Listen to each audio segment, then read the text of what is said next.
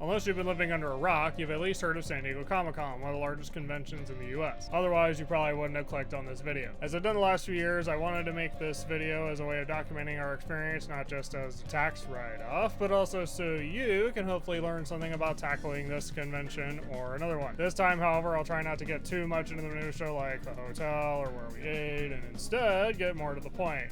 I'm sure this video would be long enough as it is. By the way, I'm aware of the lighting.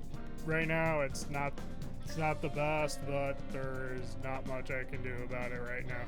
Now, I don't know if I've covered this before. There's a lot of prep that goes into tackling Comic-Con, like making lists or spreadsheets, packing the right essentials, writing your pen scribbles, and so much more. Reading the Sdcc unofficial blog is one of the best resources for us, as is the Parks and Cons YouTube channel. Of course, you may or may not be familiar with how many things Comic-Con's locked behind the lottery. There's a hotel lottery for masochists who fight for cheap rooms, aka Hotel Apocalypse, a parking lottery that has a massive impact on your con experience if you want to park, and another lottery through the exclusives portal, which Comic-Con has somehow engineered in a way that you need outside information to navigate it. This year, however, Comic-Con experimented with a new type of lottery. You could win a ticket for a Thursday panel in Hall H. The ultimate Deadpool and Wolverine celebration of life. There's a lot of hype surrounding Deadpool and Wolverine already, and with the MCU's diminishing returns post-Endgame, they needed all the marketing they could get. There are even claw machines at certain AMCs where you could win a pair of friendship necklaces like in the poster, one of which I stumbled across at a local theater. As a Deadpool fan since before the first movie, I wanted them, but of course the machines were rigged, so I pre-ordered the Her Universe version. When I went back later to get the tokens, one for each ticket, the employee at the front told me the machine was broken, so they gave me a fifth one to try the machine, so I gave it a shot.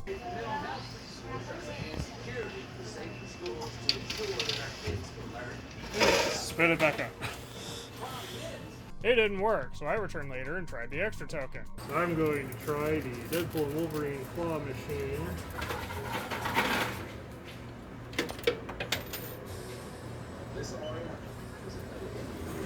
It spat out a dime and the claw didn't move, so I told the employee at the front and they let me have a sixth token as long as I could show my ticket. Hopefully it works this time.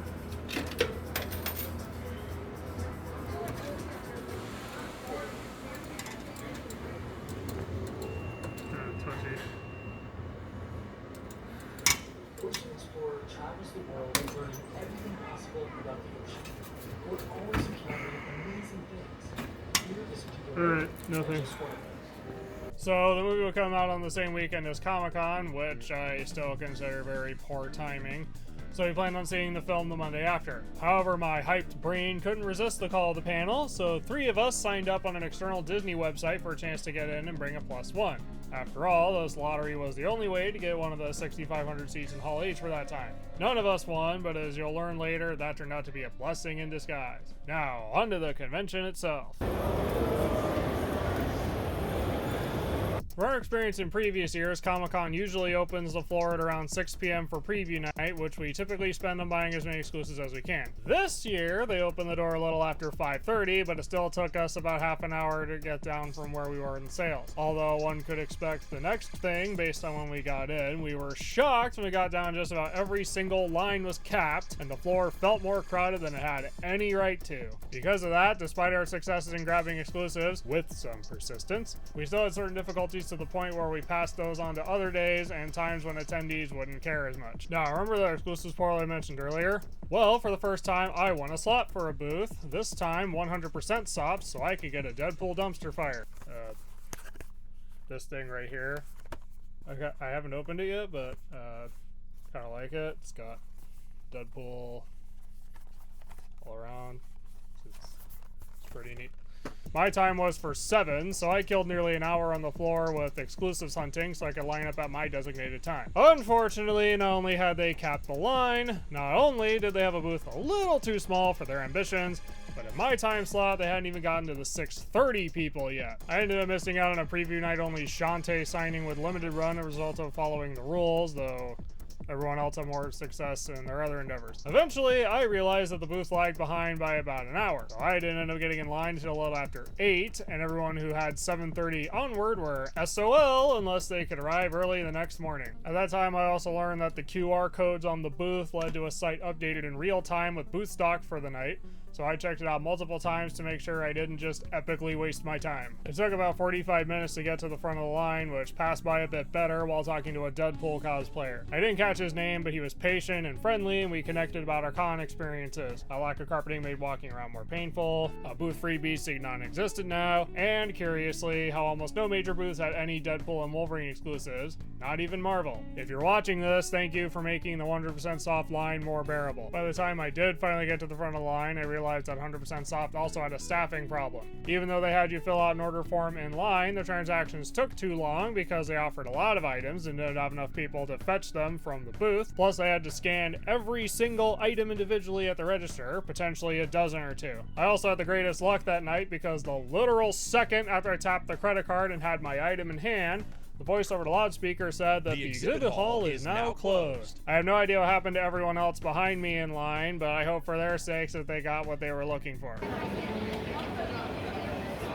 While Dad spent most of the day in a single panel room, Trevor and I dedicated most of Thursday to signings and mostly got what we wanted, but not everything went smoothly. Because of when we arrived in the morning, Trevor almost missed getting the wristband for the Brian Lee O'Malley signing he won in the lottery, but he fortunately made it in time. I just barely missed getting a wristband for The Last Ronin, but the wristband for Eisner Award-winning creator Daniel Warren Johnson was super easy to get. He also paid in advance for a signing with Mitsuhiro Arita, so he wore 3 wristbands for most of the day. At some point, I got Gail Simone's autograph on my copy of Agent X #1. She co-created the character, and she personally recommended Icy, Deadpool, and Wolverine. Speaking of things going smoothly, let's talk about that Deadpool and Wolverine panel for a minute. Like I mentioned earlier, 3 of us entered the panel lottery and lost. As I had suspected beforehand, the panel turned out to be a full screening of the movie, with the cast watching alongside the audience. The audience even got those popcorn buckets. Although I felt jealous of the opportunity, that feeling tempered with knowledge of the abysmal line management. According to reports I read, mostly through Reddit because Elon Musk won't let people view Twitter properly without an account, people waited in line for the panel for literal hours. While not completely unexpected, this is Hall H after all, many noticed the line contained a bit too many people for a 6,500 capacity room, enough to reach the Rady Shell at one point. Obviously, a number of people either didn't know about the lottery or thought they could cheat the line anyway, but surely security would weed those people out, right? It's not like they're really incompetent or anything. Security did care at first, requiring a confirmation email and a badge scan, but that took too long, so they ignored the badge scan and just required the email.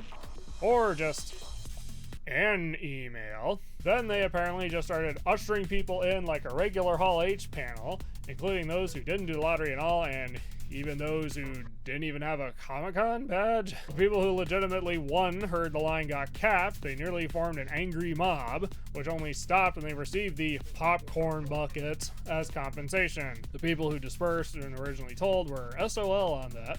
Naturally, Comic-Con got an earful during the Sunday Talkback panel, where they took full responsibility and suggested that they launch an investigation and maybe never try something like that again. Personally, if I had gone through that, I think I would have felt livid, and it might have affected my enjoyment of the movie on Monday. I know some of you may think it's just a movie, but consider how much time hopeful winners had wasted that afternoon, and how many of those who played by the rules lost to potentially thousands of cheaters. This incident also speaks to larger security issues with the con itself, as there were like 4 or 5 security companies running around this time with little to no communication between them, unless it was the universal "keep moving." I also think they could have avoided the hassle in the first place if they had set up the event so that if you won, you go up to sales to get a wristband, and then the wristband is the ticket.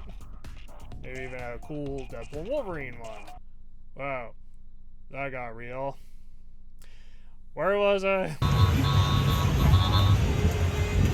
Friday was pretty uneventful for us. Dad and Trevor won the same UCC time slot, and we went through the line pretty quickly. We got the Chainsaw Man pin set that we swear they were supposed to have last year, which would have gone well with the other Chainsaw Man stuff we got then. I also snagged a Gummy Goo plush. You can literally get the plushes cheaper from the official store. Mom and Dad also tried to get a look at the inflatable dinosaurs cosplay meetup, which even the dinosaurs themselves had a hard time finding, and it ended up rather disappointing.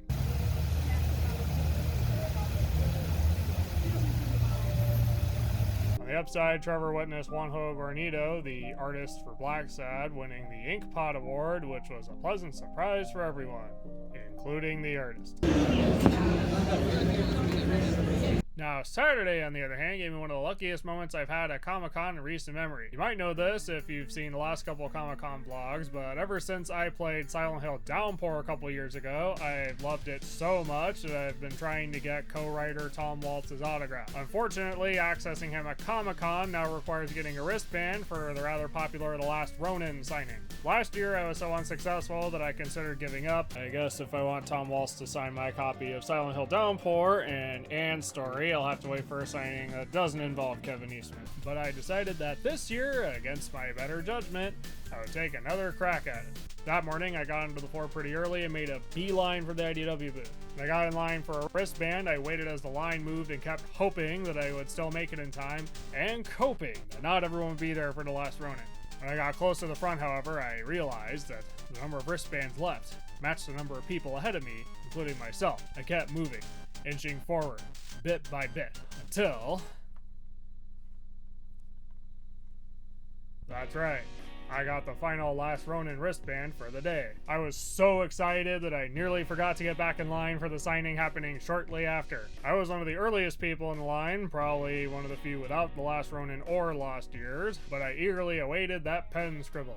When I finally got to the table, the effort felt worth it once I got in front of Tom Waltz and saw him light up at the sight of Silent Hill. We even talked for the brief window I had with him, and he sounded grateful for my love and appreciation of the game and Anne's Story. I know not everyone likes this game, but it's really neat to meet someone involved in the production of something you love, especially if they're as passionate as you are. Speaking of, at the same time I made the effort to get Tom Waltz, my parents helped me with a signing I didn't know about until the day before at Udon with Matt and Aaron Bozon, the creators of Shantae. Since I had anticipated the limited run signing on Wednesday, I had almost every Shantae game in my collection on me, so they all got signed, and from my understanding, the Bozons were grateful for my support of the series. Unfortunately, I didn't get to say anything myself because I tried to get into a Scott Pilgrim panel. That didn't work out because by the time the line filled up the room, they'd only let in people if single seats had opened up, even minutes into the panel, and I decided my time was better spent elsewhere. Maybe one day I can meet the Bozons myself and tell them how much I love the series. The rest of the day was rather uneventful outside of getting more items signed. After spending a couple days unsure why artist Mark Brooks wasn't at his designated booth, I finally found him and got him to sign my copy of Cable and Deadpool number 2. I don't have number 1 yet. At the time, he also personally recommended Deadpool and Wolverine to me without spoiling it, but did tell me that every single second was a spoiler. And to this point, I'll mention that although I couldn't escape Deadpool and Wolverine in some form during the con, I tried putting my hype for the movie aside and treating it as some ethereal concept in my head for the whole 5 days, if that makes any sense.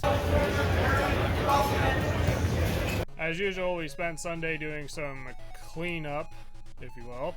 This included buying a few books due to deep discounts that you can get on Sunday, because, you know, they don't want to pack everything back up. We also got into the second Cartoon Voices panel, which we try to see every year.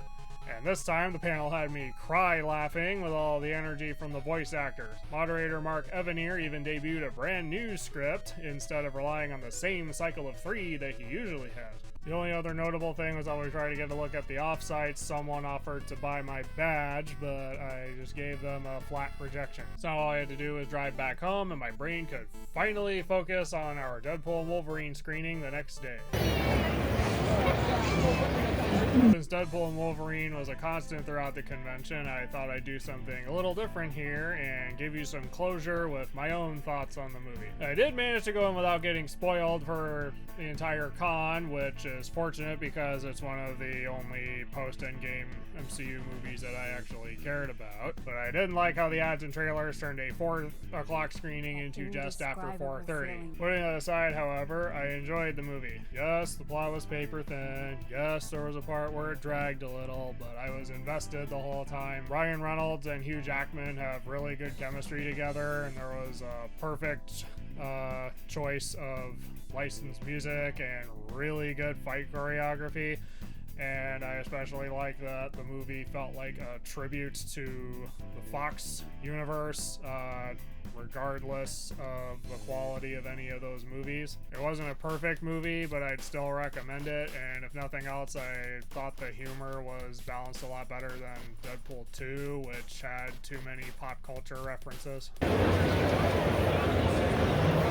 Now, before I end this video, I'd also like to offer a few quick tips for tackling Comic-Con. There's usual stuff, you know, wear comfortable shoes, hydrate, take snacks, wear a backpack, take empty bags and boards, top loaders, or poster tube for exclusives. Put physical media inserts into a binder so you don't accidentally destroy the full item, but there's other advice as well. Do your research beforehand so you know what to expect. Once again, I recommend the Sdcc unofficial blog and Parks and Cons. If there's an offsite you think you'll like, find out as early as possible how to get in, as you may need a ticket. Time is your most valuable commodity, so consider while you're there whether or not something will be worth your time. Have a schedule of things you want to do, but be flexible, because you can't do it all. And unless you need something for a signing, consider waiting until Sunday if possible to buy books, because depending on the booth, you can get discounts of up to 50% off. You may even find some other great deals as well. The biggest piece of advice that I can personally give, however, is that if you're doing the exclusives portal, please read the TOS, because if you scroll down to the bottom, it'll tell you exactly what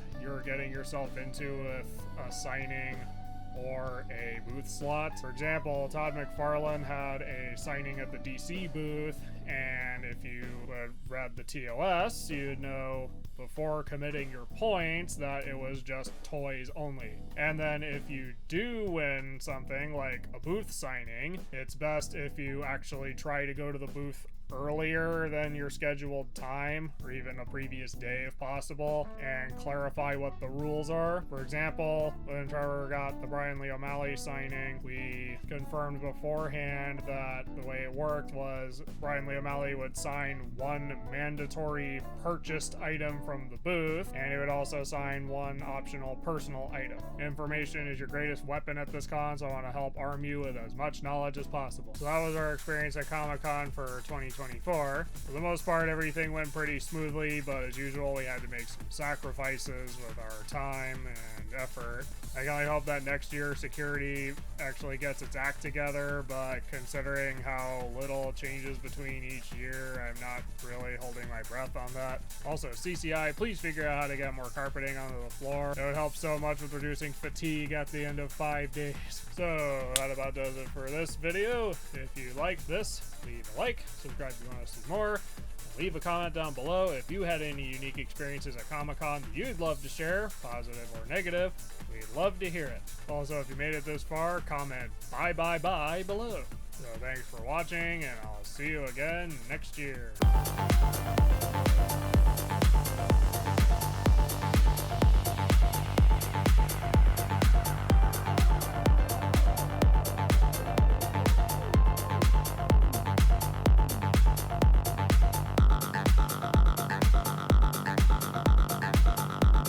Long ago, in a distant land, I, Aku, the shape-shifting master of darkness, unleashed an unspeakable evil.